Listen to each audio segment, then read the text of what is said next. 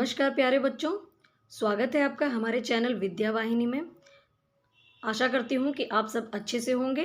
हम लोग विद्या वाहिनी चैनल में बिहार बोर्ड के बच्चों के लिए वीडियोस अपलोड कर रहे हैं और आज का हमारा वीडियो है 8वीं कक्षा के विज्ञान का दूसरा पार्ट तड़ित और भूकंप प्रकृति के दो भयानक रूप पर। इसमें तड़ित के बारे में हमने पूरी डिटेल में अध्ययन कर लिया है कि बिजली कैसे चमकती है, कितने प्रकार के आवेश होते हैं, आवेश कैसे उत्पन्न होता है, इन सब चीज़ों की जानकारी हमने ली थी। यदि आपने नहीं पढ़ा तो इस वीडियो के नीचे सब्सक्रिप्शन बटन आएगा, आप उसको दबाकर चैनल सब्सक्राइब कर प्लेलिस्ट में जाकर वीडियोस को देख सकते हैं। और नहीं तो नीचे एक टिक मार्क आएगा, आप जब डिस्क्रिप्शन में जाएंगे तो वहाँ पर भी लिंक है, वहाँ से भी आप इसके पहले के सारे वीडियोस देख सकते हैं। आज हम लोग पढ़ेंगे भूकंप के बारे में। भूकंप का नाम तो आप लोगों ने सुना ही होगा। यह धरती के नीचे से अचानक से भूकंप उत्पन्न होता है और पूरी पृथ्वी हिलने लगती है। पृथ्वी का एक भाग हिलने लगता है और कभी कभी तो यह इतना तीव्र होता है कि इससे बहुत ज़्यादा क्षति पहुंचता है। तो आज हम पढ़ने वाले हैं भूकंप के बारे में। तो बहुत सारी घटनाएं प्रकृति में होती हैं जो कुछ से हमें फ़ायदा होता है और कुछ हमें बहुत हानि पहुंचाती है। जैसे बादलों की गड़गड़ाहट, झंझा, तड़ित, चक्रवात, तूफान, बाढ़, भूस्खलन, हिमपात, यह सब प्राकृतिक परिघटनाएं हैं। इसके बारे में आप बहुत कुछ जानते भी होंगे और यह मानव सभ्यता को बहुत स्तर पर हानि भी पहुंचाती है। तूफान आने पर बहुत बड़ा इलाका प्रभावित होता है, बाढ़ से बहुत बड़ा एरिया पानी में डूब जाता है, अनाज की भी क्षति होती है और वस्तुओं मनुष्यों को भी पानी में बह जाते हैं। भूस्खलन, हिमपात, यह सब ऐसी घटनाएं हैं जो हमें बहुत क्षति पहुंचाती हैं। इन सब के अतिरिक्त कुछ प्राकृतिक घटनाएं भी होती हैं। जैसे ये जो घटनाएं हैं यह या तो मौसम संबंधी होती है या भूगर्भीय परिघटनाएं होती हैं। देखिए यहाँ पर एक तालिका बनाने के लिए कहा जा रहा है। कुछ घटनाएं मौसम के कारण होती हैं और कुछ घटनाएं धरती के गर्भ में उत्पन्न होने वाली गड़बड़ियों के कारण होती हैं। मौसम संबंधी घटनाओं में हम चक्रवात, वर्षा, बाढ़ इत्यादि चीज़ों को ले सकते हैं और भूगर्भीय में हम भूकंपन, भूस्खलन, इन चीज़ों को हम ले सकते हैं। ठीक है, आगे बढ़ते हैं। हम लोग इसमें से कुछ का तो हम लोग भविष्यवाणी कर सकते हैं। जैसे पहले ही न्यूज़ में अनाउंस कर देता है कि आने वाले 2-3 दिनों में भारी वर्षा होने वाली है या सूखा होने वाला है या तूफान आने वाला है, परंतु कुछ ऐसी घटनाएं हैं जिसका अभी भी भविष्यवाणी संभव नहीं है। ऐसी सबसे महत्वपूर्ण एक घटना है भूकंप। भूकंप कब आएगा, कहाँ आएगा, इसका हम अभी भी भविष्यवाणी नहीं कर सकते हैं। यह देखिए भूकंप के विनाश का चित्र। बड़ा बड़ा महल, बड़ा बड़ा बिल्डिंग्स सब ध्वस्त हो जा रहा है। 1934 में बिहार में बहुत ही भयंकर भूकंप आया था। आप अपने दादाजी लोगों से इसके बारे में जान सकते हैं। 1934 का भूकंप बिहार का नामी भूकंप है। 1990 में आया, 2001 में आया, सितंबर 2011 में भी बिहार में भूकंप आए। इसके साथ हम लोगों ने 2015 में भी भूकंप के कई झटके बिहार में महसूस किए थे। भूकंप क्या होता है बच्चों? भूकंप नाम तो हमने बहुत कुछ सुना, मगर ये भूकंप होता क्या है? भूकंप पृथ्वी के अंदर कंपन होता है। जैसे कोई चीज़ हिलती है ना, वैसे ही धरती के अंदर कंपन होता है। धरती अचानक से झटका देने लगती है और वह पृथ्वी के भीतर गहराई में गड़बड़ी के कारण उत्पन्न होती है। हमारी पृथ्वी जो है ना वो परतदार है और उन परतों में कभी कभी टकराव हो जाता है और इसी के कारण वह जब टक्कर होती है तो अंदर कंपन हो जाता है और वही ऊपर में भूकंप के रूप में आता है। और कई बार तो यह कम तीव्र वाला होता है तो हम उसके झटके महसूस नहीं कर पाते, लेकिन कभी कभी यह इतना तेज झटका देता है धरती के अंदर से कि वह जीवन और संपत्ति सभी को क्षति पहुंचाने लगता है। तो भूकंप क्या है? भूकंप पृथ्वी का कंपन है जो पृथ्वी के भीतर गहराई में गड़बड़ी के कारण उत्पन्न होता है। अब सवाल यह उठता है कि आखिर पृथ्वी के अंदर इस प्रकार की गड़बड़ी कैसे आती है?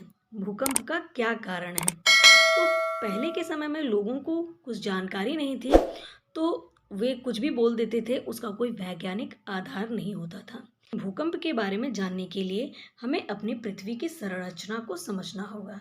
यह हमारी पृथ्वी है और यह परत दर परत बनी हुई है। इन परतों के नाम रखे गए हैं, भूपर पट्टी, मेंटल, कोर, इस प्रकार इसके नाम दिए गए हैं।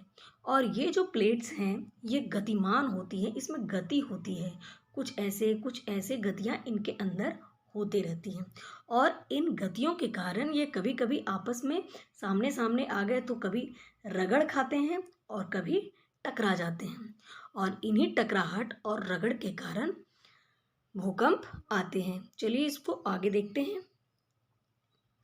कहता है कि पृथ्वी पर टुकड़ों में विभाजित है और हम प्रत्येक टुकड़े को क्या बोलते हैं? प्लेट बोलते हैं।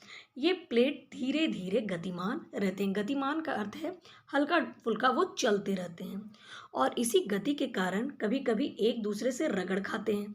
देखिए इस चित्र में दिखाया है कि एक प्लेट इधर से आ रहा है और एक प्लेट इधर से आ रहा है और दोनों के बीच में टकराहट हो रही है, ठीक है। और इसके आगे के चित्र में दिखाया गया है कि एक प्लेट इधर जा रहा है इस ओर और दूसरा प्लेट इस ओर जा रहा है और इससे क्या होता है? दोनों के बीच में रगड़ होता है।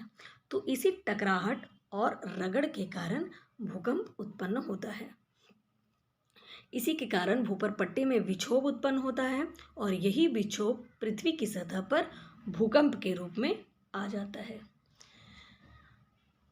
पृथ्वी के भूपर पट्टी पर कंपन इसके कारण तो होता ही है, इसके अलावा कभी कभी ज्वालामुखी के फटने के कारण भी धरती में कंपन हो जाता है या फिर कभी आसमान से बहुत बड़ा पिंड आकर पृथ्वी पर गिरे तो इससे भी पृथ्वी की परतों में कंपन होती है। या फिर यदि कोई भूमि के अंदर नाभिकीय विस्फोट करे, कोई बम लगा के जमीन के अंदर उसे उड़ाए तो उससे भी भूपर पट्टी में कंपन होती है, परंतु यह सब उतना ज़्यादा नहीं होता। अधिकतर भूकंप जो है वह पृथ्वी के प्लेटों के गतियों के कारण ही होता है, ठीक है। बात समझ में आ गई? पृथ्वी के अंदर जो प्लेट हैं जब वो आपस में रगड़ खाती हैं या फिर टकराती हैं तो भूकंप आता है। हम लोग जब मकान बनाते हैं तो हमें नदियों और भूकंप आने की हमें उस क्षेत्र का पता होना चाहिए कि कहाँ पर भूकंप आने की संभावना ज़्यादा है और कहाँ पर कम। भूकंप जोन संबंधी भारत का मानचित्र भी उपलब्ध है कि कहाँ पर भूकंप आने की संभावना ज़्यादा है, ठीक है। आगे देखते हैं। यह एक जो चित्र आपके सामने है यह है भूकंप मापी का चित्र।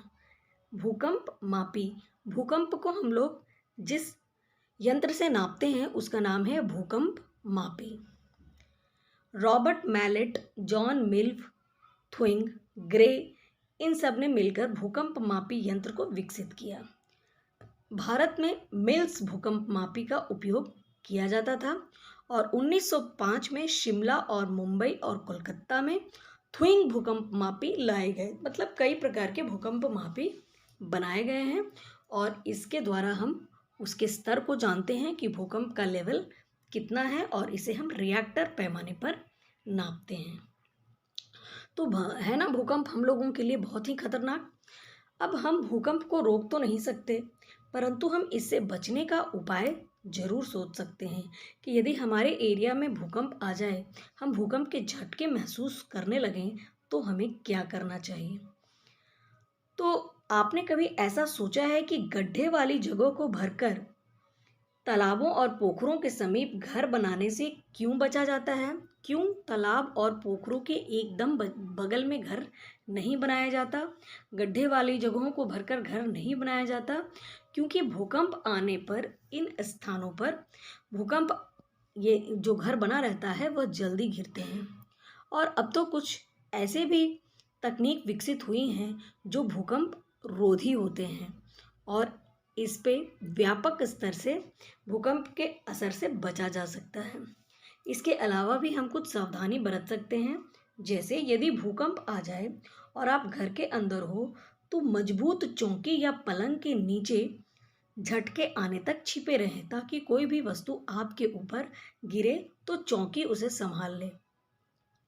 यदि संभव हो तो अपने ऊपर तकिया, बिछावन आदि चीज़ें रख लें ताकि कोई चीज़ यदि आप पर गिरती हो तो आपको काफ़ी नुकसान न आए। भारी वस्तुओं से दूर हटकर रहने का प्रयास कीजिए कि वो वस्तु आपके ऊपर न गिर जाए।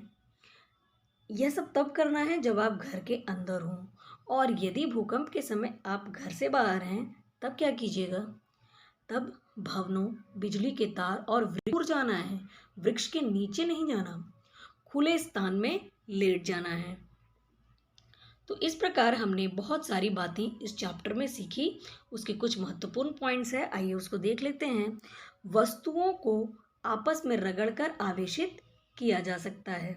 जब दो वस्तुएं आपस में रगड़ खाती हैं तो वे आवेशित हो जाते हैं, और ये आवेश दो प्रकार के होते हैं, धनावेश और ऋणावेश। एक जैसे जो आवेश होते हैं वो एक दूसरे से दूर भागते हैं और विजातीय आवेश एक दूसरे के नज़दीक आते हैं। रगड़ द्वारा विद्युत आवेशों को स्थिर आवेश हम लोग कहते हैं, और जब यह गति करता है तो विद्युत की धारा बन जाती है। बादलों और पृथ्वी अथवा विभिन्न बादलों के बीच विद्युत विसर्जन के कारण ही तड़ित का उत्पन्न होता है। तड़ित जो है वह जीवन और संपत्ति को बहुत ज़्यादा नष्ट करता है। तड़ित चालक घरों को तड़ित प्रभाव से बचा जा सकता है। यह हमने देखा था कि घर के ऊपर किस प्रकार तांबे की कील हम लगाते हैं और उसे जमीन के अंदर तक ले जाकर गाड़कर अर्थिंग बनाते हैं। पृथ्वी के अचानक कांपने और थरथराने को भूकंप कहते हैं। भूकंप किसे कहते हैं? पृथ्वी के अचानक थरथराने और कांपने को भूकंप कहते हैं। भूकंप आने की भविष्यवाणी अभी भी संभव नहीं है, और भूकंप से बचने के लिए हमें आवश्यक सावधानियां बरतनी चाहिए। इस प्रकार हमने इस पूरे पार्ट को अच्छे से कवर कर लिया है। इसके दो पार्ट्स हमने बनाए हैं, आप दोनों को देखिए, और आगे मैं इसके सारे प्रश्न उत्तर आपके लिए बहुत ही सुंदर ढंग से कॉपी में बना कर लाऊंगी। तो चैनल को सब्सक्राइब करना बिल्कुल भी मत भूलिएगा, और वीडियो को लाइक और शेयर अपने दोस्तों के पास कर दीजिएगा ताकि वो भी इस चैनल को सब्सक्राइब कर सकें। Thanks for watching. धन्यवाद बच्चों।